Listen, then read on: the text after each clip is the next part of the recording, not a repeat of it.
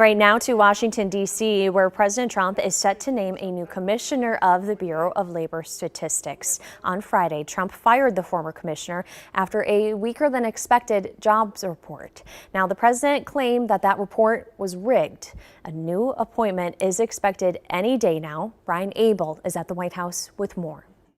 President Trump over the weekend saying that he fired the Bureau of Labor Statistics commissioner after that jobs report because he, quote, had no confidence, saying that the numbers that she put out in that report were, quote, ridiculous. He now says a new head of the Bureau will be announced in the next few days. Let's take a look at that jobs report. That was the origin of this. It showed 73,000 jobs added to the U.S. labor market in July and revised numbers for the previous months, showing dismal job creation.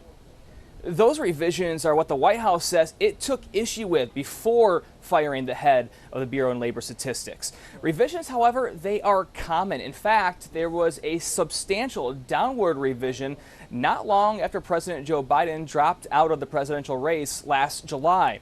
Now, Trump has suggested without evidence that Erica McIntyre rigged the jobs numbers in this most recent report, but a former BLS commissioner says that's not possible. The commissioner doesn't do anything to collect the numbers. The commissioner doesn't see the numbers until Wednesday before they're published. By the time the commissioner sees the numbers, they're all prepared, they're locked into the computer system. And Beach went on to say that he believes Trump's actions on this undermine the credibility of the agency for future reports. At the White House, Brian Abel reporting.